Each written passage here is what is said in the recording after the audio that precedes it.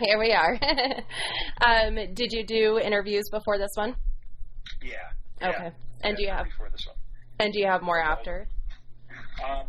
No. After this, I've just got cool meetings and getting ready for tour. It's been a whirlwind. Yeah, that's coming right up. I believe the day after the album comes out. Yeah. That's exciting. Yeah, so the tour. I mean, the rehearsal part has been. In between, it's like everything's kind of scattered right now. You can't focus on one thing at a time. So it's good, but it's just, I definitely don't know if I'm coming or going.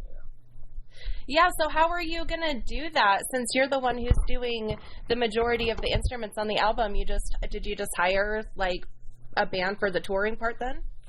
Yeah, put together a band, and Danny Lohner, who co-produced the record with me, a long-time collaborator, he's coming to play guitar. It's just awesome. He's played with Perfect Circle a few times here and there, like on TV, and we've had him play bass. But this is the first time I'm going to be like touring with him in a band playing together. Nice. I worked for Nine Inch Nails on the Downward Spiral tour, and then APC opened on the Fragile tour. So Danny was playing in Nails back then. So we've toured together, but never on the same stage. Wow. Well, that'll be cool then. That'll be really special. Kind of a full circle moment then. Yeah, totally. And then Kevin Maher, this singer from Fake Shark in Canada, he's coming to play bass and sing. Nilo is a keyboard player that I just met, and she's going to be joining on keyboards and vocals. And there's Kid Grayson Recruitment, which is just, if you don't know this guy, go check out this drummer. He's insane. I won't even say anything more than that. Just he's Grayson Recruitment. Okay. Yeah. All right, sold. So you said a female keyboardist that's going to be doing the backing vocals. I'm assuming for the two songs that you have the female vocals on. Yeah, but there's a lot of parts that I sang that are a little falsetto-y, and Nyla's going to be perfectly suited to handle those. So looking forward to getting in rehearsals. We're starting.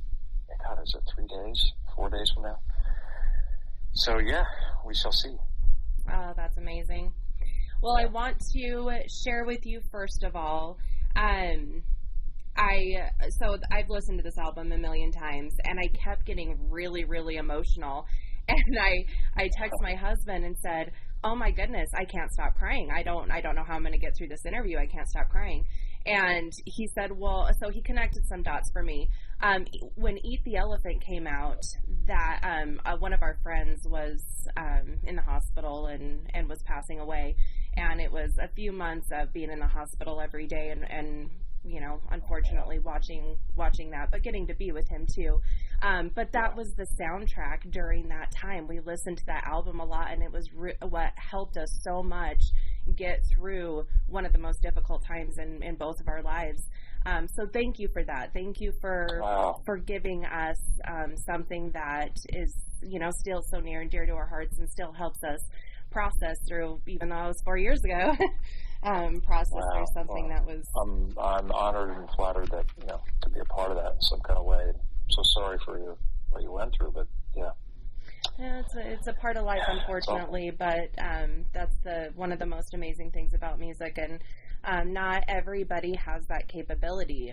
Eat the Elephant itself was just kind of, what you're doing when you're going through something, so terrible like that, and so I wanted to make sure and thank you.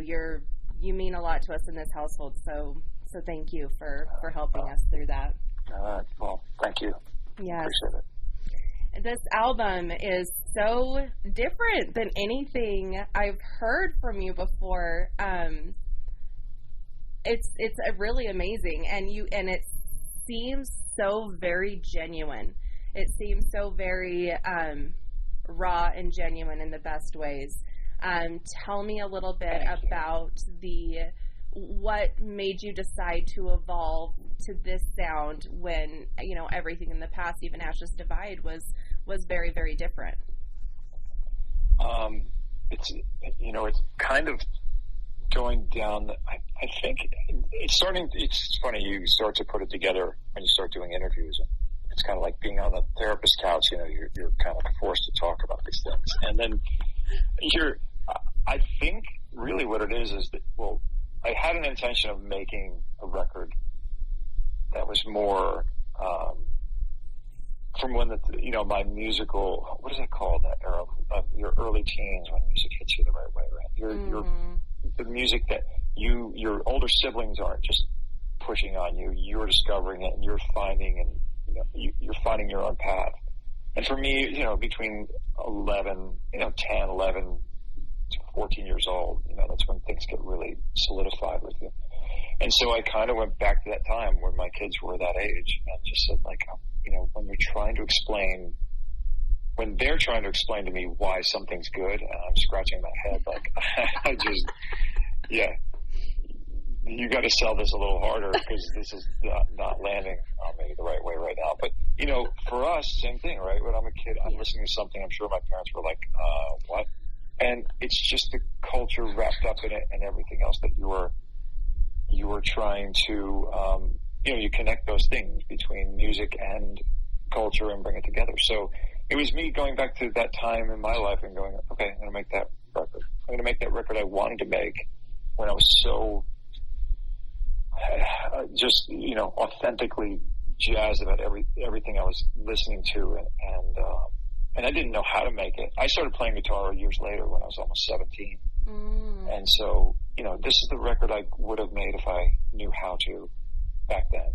And to be honest, I don't know that I could have made this record technically even, 10 years ago. Like, it's just, I've gotten, you learn skills as you go, and I've learned how to make records. I've made all the APC records, except for Eat the Elephant, I brought in an outside producer. But, for the most part, I've engineered and produced all those records, and you learn skills along the way. But this one was a even more complex challenge, but it was great to have Danny Lohner by my side, making this with me, because, he was integral to the whole process. That time in life is such a pivotal time. I mean, with all the trying to find your individuality, like you said, plus all the hormones, being a teenager. I agree.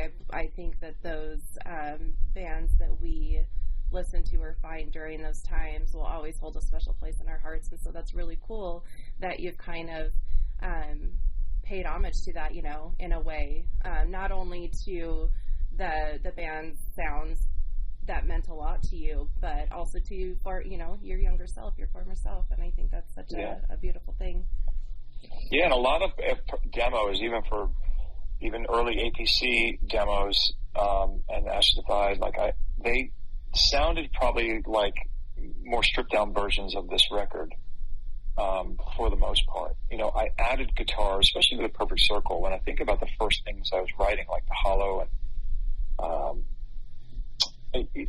Arrest, this is another one, they weren't as heavy, and they were much more in line with, a band that would be out with, Susie and the Banshees and the Cure and things like that, than they were to the turn I kind of made towards the end, which honestly, I can look at it like I started playing guitar and loved Randy Rhoads, loved the first two Ozzy records,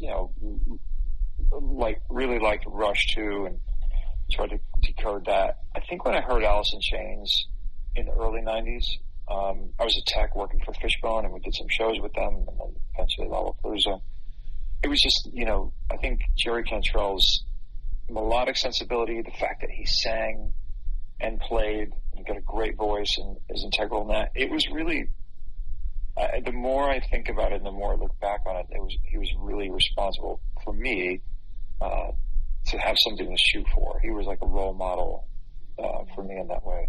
But when I think about songwriting itself, this is the basis of the songs. These are more along the lines of the demos of all the stuff I've done. And I just kind of said, it's time to flush that out and just go down that path instead of diverting hard with these added things, like, let's say, heavy guitars, or, in Ashes, where I'm kind of playing a vocal character of sorts, and just this kind of siren,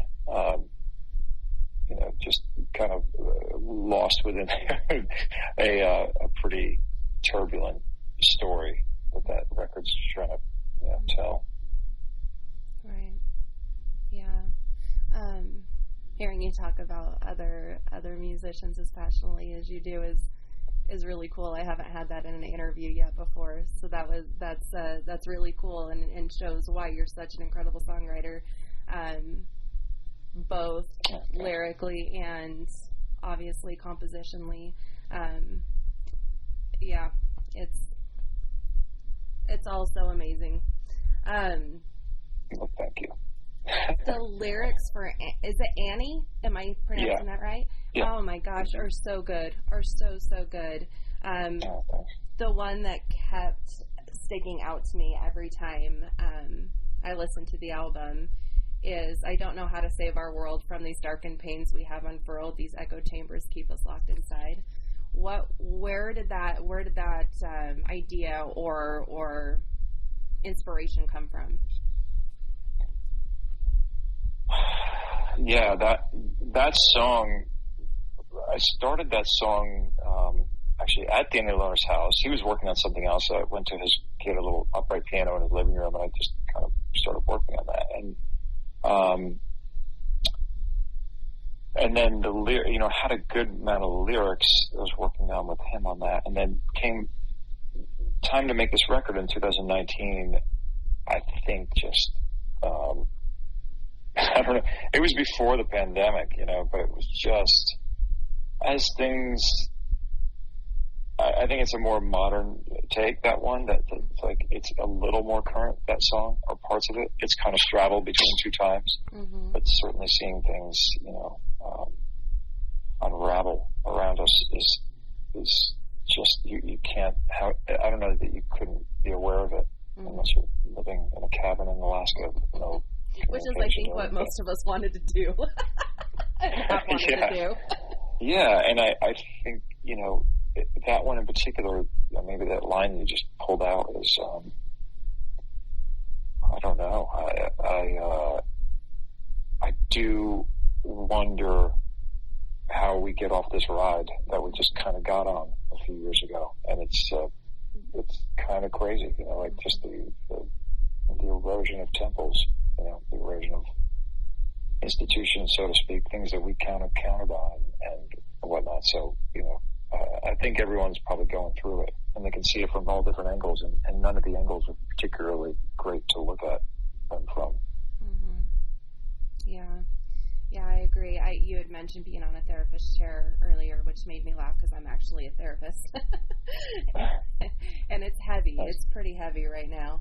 Yeah, especially with teens. I mean, just COVID and everything. I mean, it's the mental health is such a crisis, and it always is, but especially for young people, and what being locked in at the most important time in your life to be social and not to have fear, constant fear. There's one thing about being stressed, right?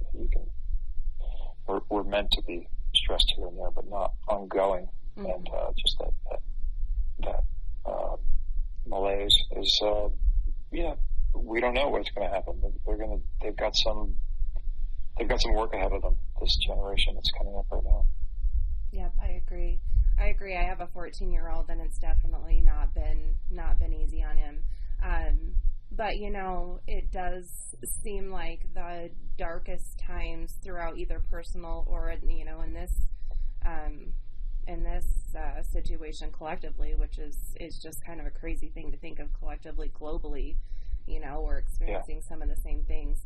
There seems to always be some growth and some, beautiful things that come out of it. So I'd like to think that that's going to be what, some of these generations that are during those pivotal times that we've talked about, with the music and everything. I really hope that they're able to rally and some amazing things come out of their dark now, all of our darkness, but definitely their darkness.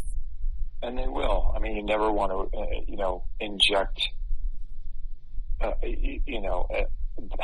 say it nicely, a challenge into someone's life for that reason. But when they do happen, we do find a way eventually to rise above it, hopefully. And, they will. I mean, it'll be interesting. It's, it's going to be, it's something that truly shapes this generation. Kids that from the most, sounds frivolous, but it's not, missing your high school graduation or, like a birthday that's just, you, you turned 11 and, okay, well, that was me sitting at the dinner table with, mom, dad, and just like we did yesterday, and that's the celebration, So, yeah, it's a wild time. Yeah. For my son's 13th birthday, that was, let's see, he just turned 14 this year, so he turned 13 last year. I was thinking it was 2020, but it was 2021. I had a whole bunch of people, friends, family, musicians, do videos for him, and I put together a whole long video of everybody telling him happy birthday, just trying to make it somewhat special, like the COVID specialty. You got to get creative. Right. And they'll look back on that fondly, right? And they can have bragging rights too. Yeah, this is the time that was the only option. And look at my parents; they're awesome for making it as good as they could. So it's there's certainly some light to shine on it. Yeah, I agree, and I think sometimes we lose that throughout time and forget that, and so it's a good reminder for us to help each other out and remind each other that the pendulum will swing in the other direction. We'll all be okay on the other end, and there's going to be good that comes out of it. Just got to kind of hold on through it as best as we can. Absolutely. Yeah. What are some things you do for self-care? Oh, man. Try and sleep. That's important.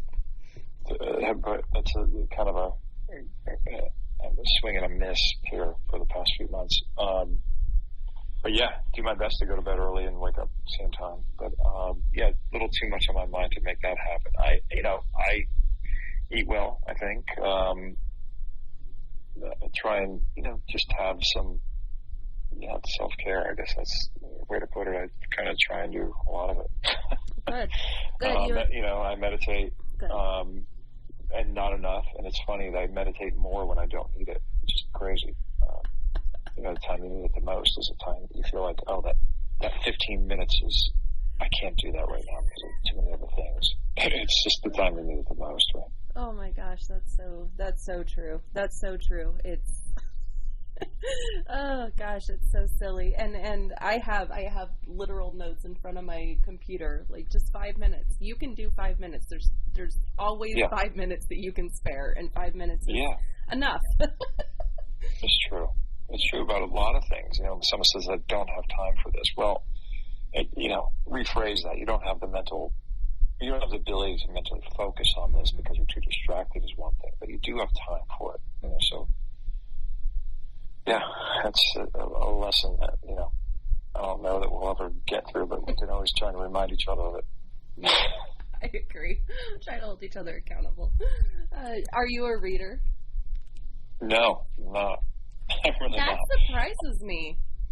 Yeah, I think either probably undiagnosed dyslexia when I was a kid. I went for eye therapy when I was a kid. I remember going to this therapy center, and there was a bunch of other kids there on these machines, and you would rotate almost like you're at the gym. You sit down at this machine, and you put your head in there, and you track points for focus and just strengthening eye coordination. And I don't, but I like listening to books on tape. I started that once I figured that out. My late teen years, I would listen to books. And I can read technical things, but for me, the page whites out pretty quick. So I feel like audiobooks are the same thing. I mean, it's an escape into, another world, or some philosophical insight, just depending on what kind of books you're listening to. But yeah, I feel like that's the same. It's good. I mean, the narrator can, take you out or keep you in. So who's ever reading is, it's a coin toss. So. Mm-hmm. Yeah, very important. I agree. Got to have those ones that aren't going to be those high school history teachers that are monotone. Droning on, right? You're going cross-eyed. Okay, so the same again. Yes.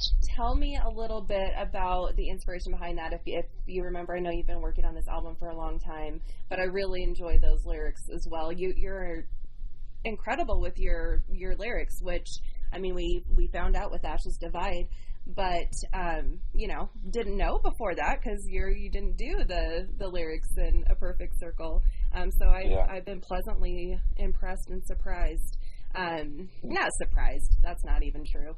I've been pleasantly impressed. Well, look, I'll say straight up, I think it's a more solid offering there on this record than Lashes. I mean, not to, like I said, just to compare. I mean, I think that I had, again, more experience, I can look back at that record, go, this is where I can still stand behind it. This is places where if I had, the idea back then, it could have been a little different. And, I can still stand behind that record, but this one, I spent time really trying to get it right. So thanks. I'm proud of it. Well, but I don't think people, if they don't have that in them to be able to pull out some meaningful lyrics, words, thoughts, emotions. I mean, even in your music too, there's a very strong emotion with the compositions of A Perfect Circle, Ashes Divide, and this album. This one just happens to have the extra lyrical parts to it. And musically, everybody in the world knows that you're one of the best. But lyrically, how were you able to pull something out that? Because that's not something that you can, teach yourself to do. You either got it or you don't, I think. Well, I think, you might, hopefully in a healthy way, measure against things that turn you on. I think for me, it was a slow build.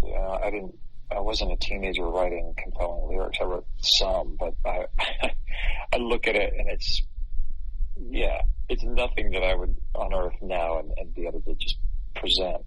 It definitely takes some work.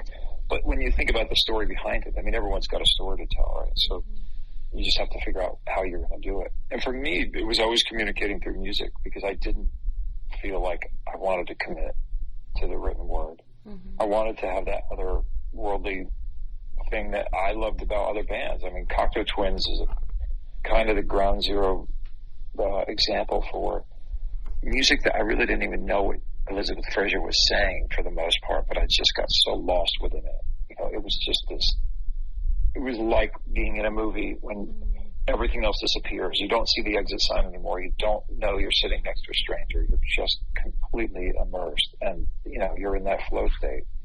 And so for me, that mostly was through music and not lyrics. Lyrics sometimes can be distracting.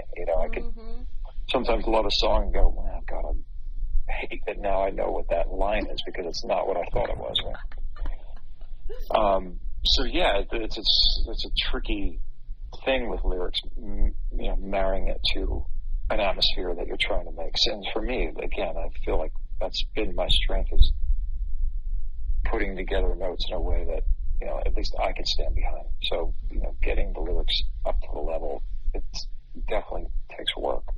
I don't know anyone that just comes easy. I mean, I think probably Maynard, but who knows what his process, in his own head, what it really is. Right. But I have given him things that I'm shocked that how fast he'll return with something. And it's not pulled off the shelf. I mean, there's just no way. Right. So, but it's a muscle, and he's been doing it for so long, and the better he is, the better he gets. And, it's just, there's some songs, I think about Humbling River by Pussifer. That is one of the best songs. That is one of the greatest lyrical songs I've ever heard in my life. And I have to say, I'm kind of jealous he didn't save it for me. But, yeah. I think we kind of get better with time with lyrics, hopefully. Well, yeah, I think that's a good way of putting it. Yeah, exercising that muscle. I mean, our brain is a muscle, and exercising different parts of it obviously is going to make it stronger, so that makes sense. Yeah, and Maynard's been writing lyrics forever. Yeah. So Stars, It was like a very Bowie-ish song. I love that you ended it that way. It feels like it's such a haunting album with the sounds, which is again what you're amazing at. But Stars kind of pulls up a little bit. I feel like it kind of leaves you on a okay, musically. If we're going outside of the lyrics, musically, you kind of feel like this like what we were talking about before. This is all going to be okay. Like it's a brighter feeling, Yeah, I needed that in these past 4 years. I even if nobody else did, I needed that. To come out of this record, which I don't know if it's I don't think of this as a very dark record, but maybe it is. But certainly Stars is there. I was just hormonal when I first started listening to it. Yeah. No, it's good though, because that's a real feeling, and that's something that we all can. The whole feeling of the whole album is something we all can relate to, and so dark might not be the right word, but very emotional. There is a better word for it. A very emotional feeling album. So yeah, I love it. It just and I will tell you, this is very interesting because I grew up in the 80s, have never been a new wave synth person. It's never been something that I've been able to like you were saying with your kids, like I'm like, I just don't get it. And this album has helped me bridge that gap and really fall in love with the aspect of it. And now I'm really excited to go back and experience some of these bands that I haven't really had a whole lot of experience with because I haven't given myself that opportunity. So I'm excited about that. Oh, awesome. So thanks for helping with that as well. Yeah. Yeah, there's great. I mean, there's such great music back then, especially the early 80s. It's, incredible. That turn went from that transition, which now when we're thinking about what is 3 or 4 years right now, it's like nothing. It's flown by. Mm-hmm. But to think about 1979 to 1983 and think what happened in that time, punk had risen up, and then post-punk, and then the alternative scene that came from it, and synthesizers just started to kind of hybrid into some rock music. I mean, Gary Newman is a great example of that, and I mean, I grew up listening to the Cars and things like that, and there was synths, but I don't know. I think there was just such good songcraft back then, mm-hmm. a lot, and there was plenty of bullshit too that just wasn't really worth it. There's something to be said about the way that we listened to records back then, right? It's like you're listening to vinyl or cassette, and you kind of suffered through the whole record, even if it wasn't great, because there was a song that you liked, right? But I feel like we put more work into it. Now, I think someone hearing this, that's a Gen Z would say, you're just a sucker. Like you move on to the good shit. You leave the pork chop on the side and just get to the ice cream sundae. And I do like the food analogy with music, because I think it's just that immediacy that I think we're all, just inside of the social experiment. Mm-hmm. That it's like you're constantly put towards, I mean, I'm stating the boring obvious, right? But you're just constantly been conditioned to look for shiny objects and substance. If it gets there, great, but as long as it's not too much for me to bear. Mm-hmm. And I think that, when there's a time when you have to go for a walk in the woods in silence without looking at your phone, I think listening to something and just like reconnecting to what you are. Mm-hmm. It's a form of, what meditation is. And if you can bring meditation, all it is, I mean, people that don't know what meditation is, I mean, I think people get confused that it's something spiritual or dogmatic or something. It's just literally a reset button. If you restart your computer because it's acting weird, it's just all it is. And just to have that quiet and to let your brain repair, let it make, synaptic connections just to be, bring you back whole, hopefully. And, and that's work too. But listening to music can be that state of, if you're in just the constant overstimulus mode, and to go to the food analogy, and you just are only eating sugar, yeah, it's great, but cotton candy all day, every day is going to give you a headache and make you kind of hate everything. And you're going to get, you're just going to be unwell. And I think that you're consuming things that are just constant shiny objects just makes you unwell. And it's just, there's no way to get around it. And that doesn't mean you have to listen to bad music or watch bad movies or watch, bad content. It's just that it's not always the most immediate things that are the things that are what we're talking about, the music that influenced us, and it really means something, because you can sniff when someone's just trying to sell you something to get rich or get laid, or they're trying to pass forward something that touched them that they're trying to touch somebody else with. I could not agree with you more with all of that. It's interesting that you use the computer analogy. That's what I use with my clients as well. Because I think some people think you have to sit Indian style, put your hands out and go and clear your mind. And I'm like, okay, well, the majority of us, especially because we're in this instant world that's go, go, go, go, and constant distractions, the majority of us can't quiet our minds. That's just not feasible at this point. So yeah, getting out into nature, taking some deep breaths, listening to nature, just immersing yourself in the calmness of what it should be. I completely agree with all that. I think that's what a lot of us are missing, and I think that's where a lot of the anger and, like you said, being unwell in humanity comes from, is not taking time to just take a deep breath, take a step back, and slow down. Appreciate the small things. Yeah. So with that, what gets you excited about life? Creating things.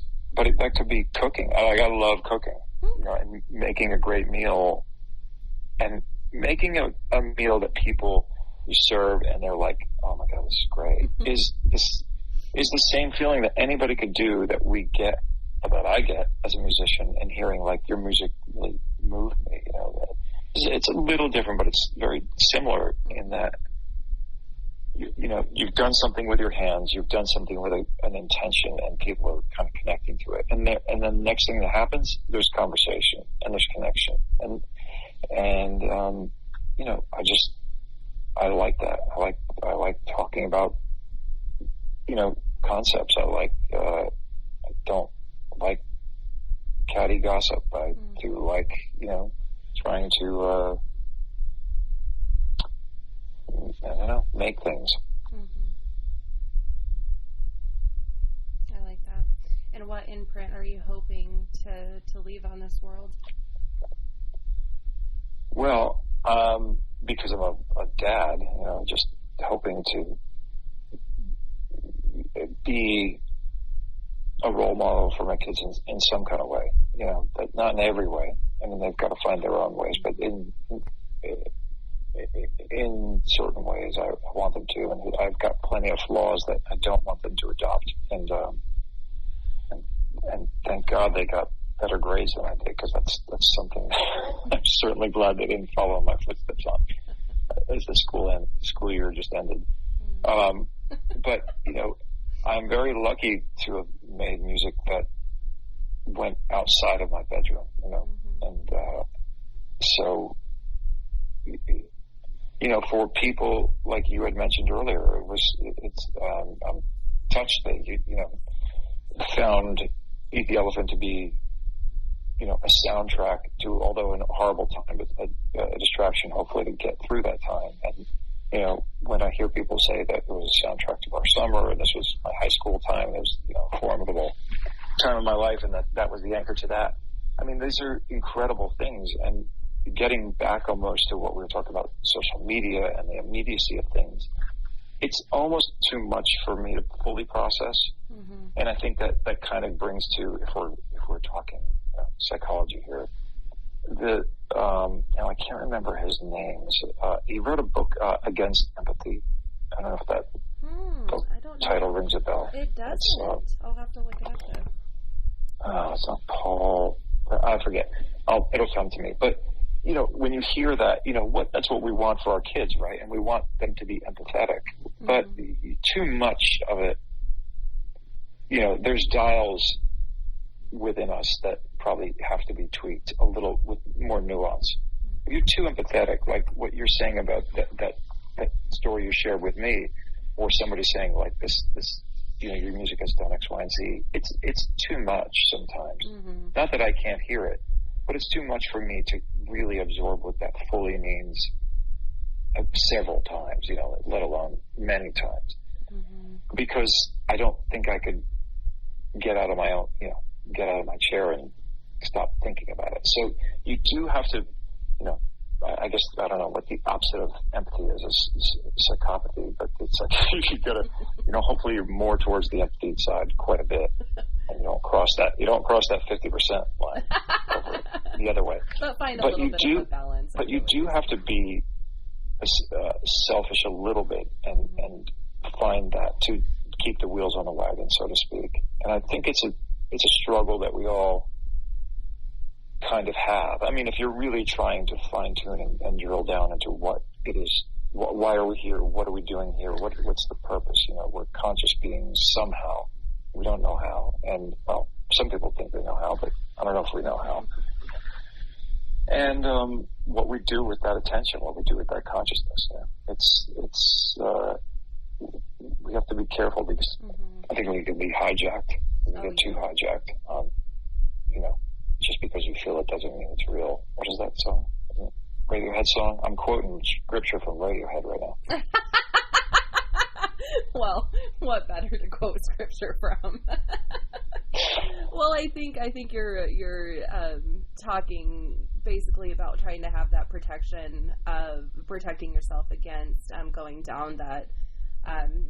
Empathy does have a dark side and does have a spiral that you can go down if you allow it to, and so you have to have that layer of protection to help you be able to, like you said, get up out of your chair and move on and not get stuck in someone else's stuff.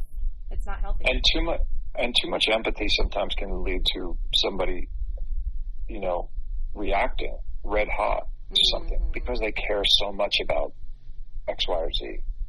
And therefore justified in their actions of retaliation.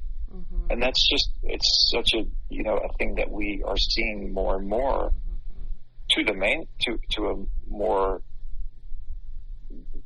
too many people. There's always going to be some people in society that feel that way, but it's now becoming a very,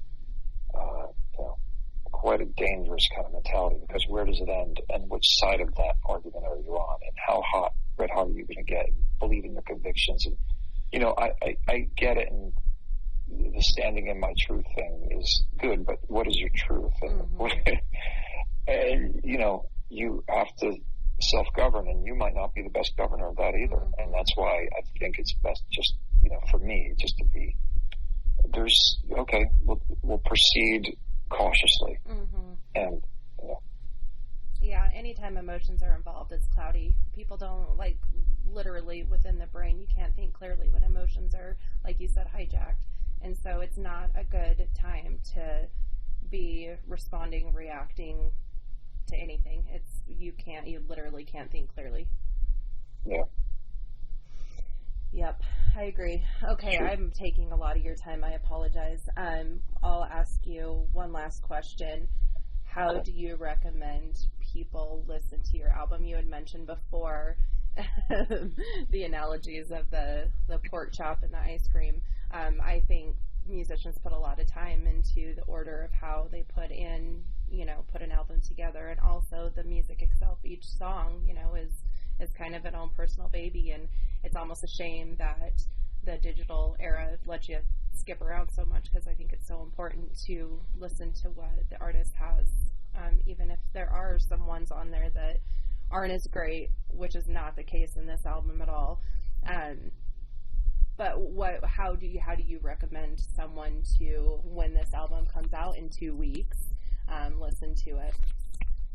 Well, first and foremost, it's listening to the whole record in sequence, and there's a reason why it's in the sequence it is. that being said, I made the vinyl different because there was it's a different, when you're listening to vinyl, you really got a captive audience, right? And there's a reason why you're doing that. You're almost making a statement as to, you know, it's like you can go to a store and get vegetables, but if you have your own organic garden, you're making a statement, like you're taking ownership of that. And I think vinyl's in a similar thing. Mm-hmm. But as far as like listening to this album, I want people to hear the whole album, and I wanted to make an album that I could stand behind every song, and that there wouldn't be, oh, that's the segue, or that's the that's the filler space between these two things. Sometimes those things are interesting and right, because you want the next thing to have impact, and that could be, you know, rather than a narrative tool, a mechanical tool or whatever. You know, we're trying to play upon your emotions in some kind of way. There's a reason why everything is the way it is. At least it is for me. I mean, I spend a lot of time listening back, listening in different ways, trying to get rid of negatives. I do produce, and especially at the final stages, I come from, you know, extracting negatives anywhere I can find that I can identify, and then just left with things that aren't distracting anymore, including like how the record sounds. I mean, the sonics of the record I think this is maybe the best sounding record I've ever made, like of all, including, I mean, of everything I've been involved with. I wanted a record that I could really turn up and it not be harsh, and you could just keep going. And, you know, like some records get a little brittle, maybe, you know, some bands I love this record, but I can't crank it.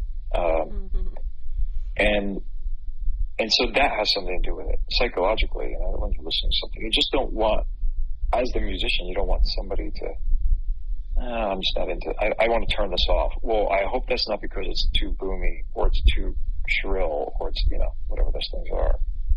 So, you know, there's all kinds of intentions, but the best thing to do is, you know, a great set of headphones, listening to this album, you know, with noise canceling headphones on. I mean, I listened to this record so many times, and my reference was this Sony. You know, it's one of those impulse buys at the airport. You know, you're about to get on the plane, you see the Best Buy vending machine, and you get those, you know, $300 noise canceling Sony headphones. I think they're the MX4. That literally was my reference to go, okay, I'm done working for the day. I'm going to go in and cook dinner for the family, and I'm going to put those headphones on and listen to the record. Yeah. So, yeah, I don't know. That's a pretty good way to go. Yeah, I agree. It's a beautiful album. I have listened to it many times. I will listen to it many more times. I already got vinyl ordered and ready to go because that's how I grew up listening to music. That's how I prefer it. Yeah. So yes, once again, thank you. When you had referred back to our experience with Eat the Elephant, I will tell you it was very positive. It was not. We still listen to that album often. Definitely is not something that brings us down. It's always been uplifting. So, yeah. Awesome. And you know, I'll say about that album, live, it's even better. I do think that it's a shame we didn't record it on that tour, because I think that it grew into something really special. You know, I love the record, but I think the live show really made the song shine. Well, with that, I'm in Idaho, and I think A Perfect Circle does not come here very often. Is that something you guys are planning in the future, as doing maybe another album and another tour, and hopefully I can just travel and get that opportunity?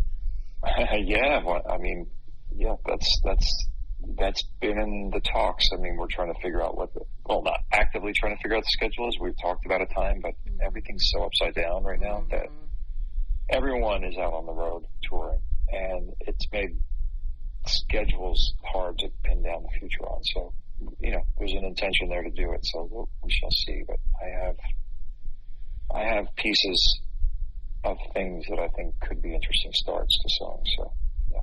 I do not doubt that.